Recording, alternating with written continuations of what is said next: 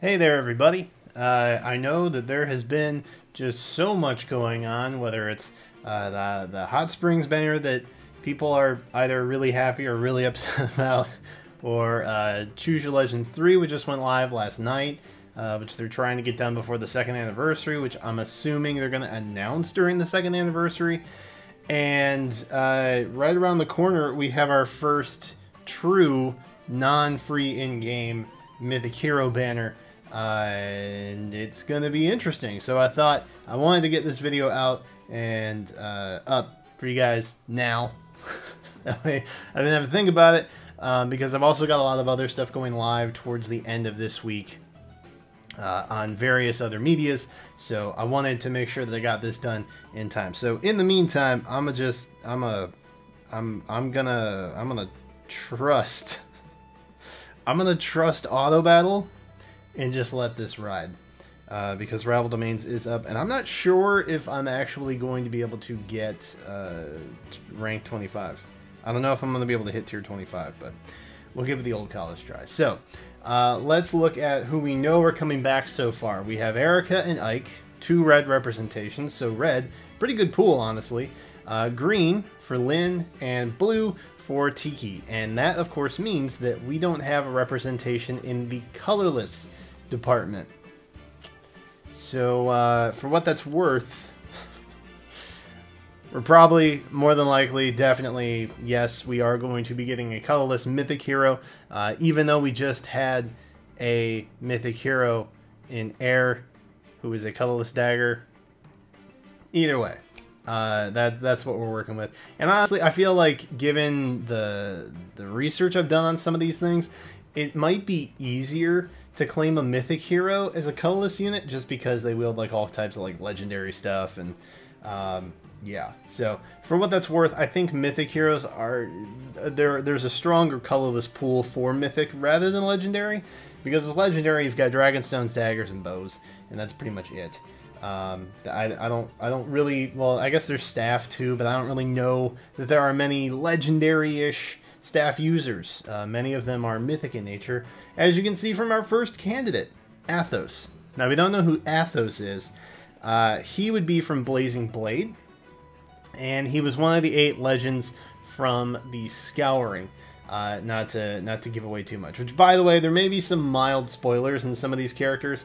So just fair warning ahead of time, because I will be talking very briefly about some of their character descriptions.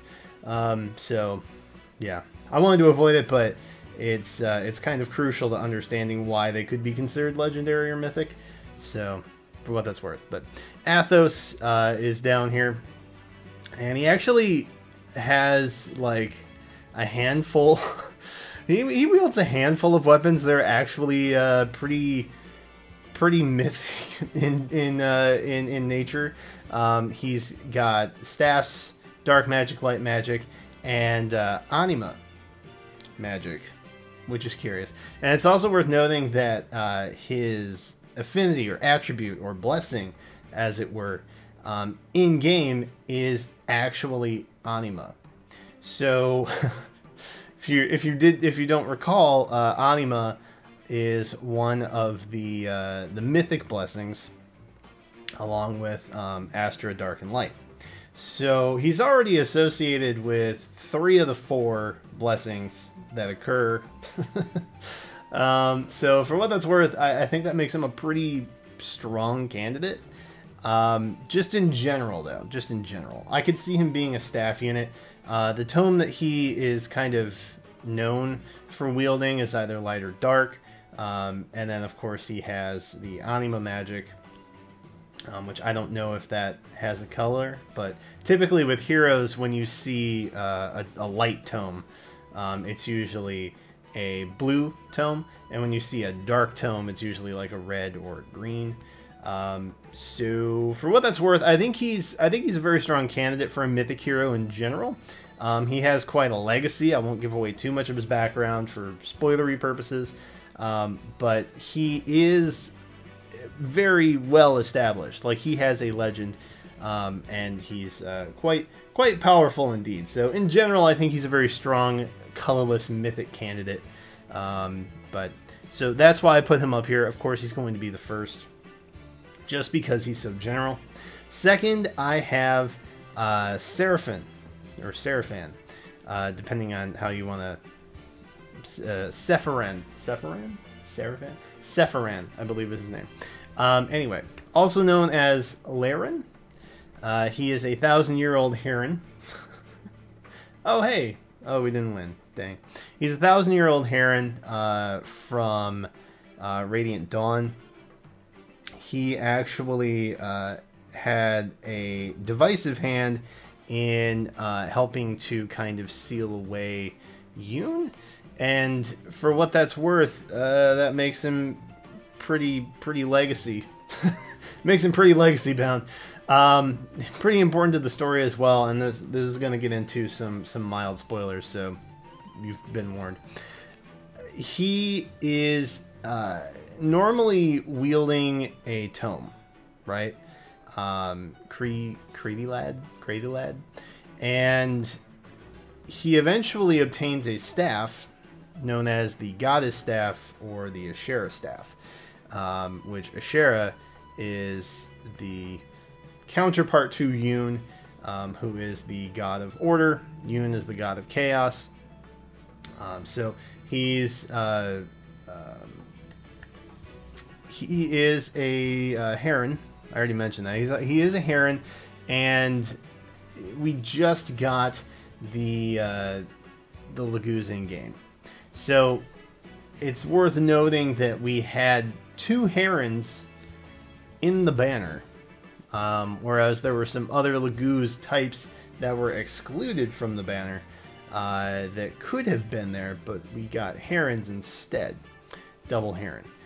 Which I guess having, you know, Leanne and Ryson together makes sense, but he's been around forever. He has a very deep connection with god figures in the game, and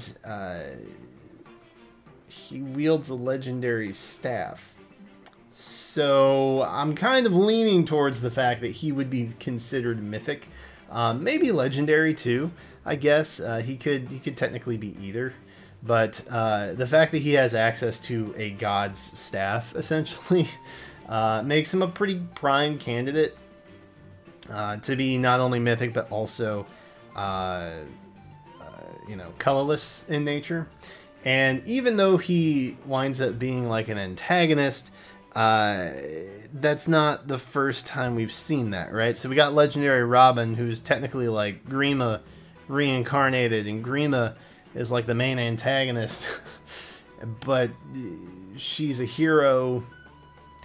It's a fine line, right? It's kind of a wonky line that we're walking on that, but that would be essentially Laren or Sephiran. And I think he's a decent candidate. I think the timing is very interesting, especially since we have the goose. And I'll talk a little bit more about that when we get to the character I think we're actually going to get, more so than these other 3. But first, my runner-up award goes to Nagi. And I've talked about Nagi before on this channel. I will likely be voting for her in Choose Your Legends 3, like I did last year in Choose Your Legends 2, and the first time I did in Choose Your Legends 1. Because Nagi is a really, I think she's a really cool character. She has kind of a hard appearance scenario to get. Tiki and the Falchion in New Mystery of the Emblem and Shadow Dragon have to be gone. Like, Tiki has to be dead and your Falchion has to be lost. And that's the only way you can open up like this extra map, and then you find Nagi. And Nagi is essentially thought to be either Naga or Naga reincarnated. So obviously deity status right there. Definitely on the mythic level of heroes. She doesn't really say much. There's not a whole lot of interaction. It's also thought, I think, that she could be Tiki from the future. But I think that's kind of been disproven by some of the dialogue that takes place with her and Medeus in game. And so the general thought is that she is either Naga or Naga reincarnated once Tiki has fallen. and the falchion is lost. Oh, we can do one more. I don't know how. Oof. It's getting scary, guys. So Naga, obviously godlike, god-ish, godlight at least. Maybe not Naga directly, but a reincarnation at least makes you godlight, in my opinion. So that kind of makes her a prime candidate. Additionally, Dragonstones, Colorless Dragonstones, probably one of the easier weapons to classify with this type of stuff, because there's not a whole lot of canon associated with Colorless Dragonstones. And we saw that happen with Legendary Robin, who I just got done talking about. So Colorless Dragonstone's probably one of the easier things to kind of manipulate in this type of situation over something like a Tome, for example. So Nagi, always going to be a prime candidate in my opinion for a Colorless.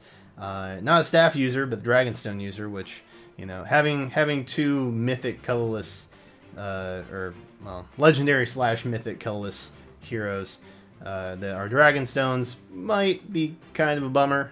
But I just really want Nagi in game, honestly, and she's obviously a pretty strong candidate for this particular scenario.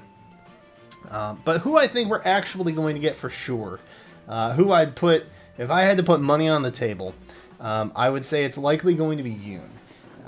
Yune is the god of chaos, if you didn't know, and she's also Micaiah's little bird. She's a little bird friend.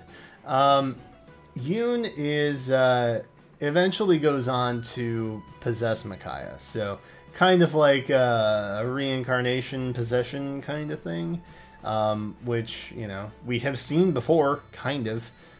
Robin is technically kind of possessed by Grima, kind of, sorta, and that kind of happens with Yune and Micaiah. So I know I've been talking about Legendary Micaiah for a while, but Mythic Micaiah seems to make a little bit more sense, just because of the power that's possessing her.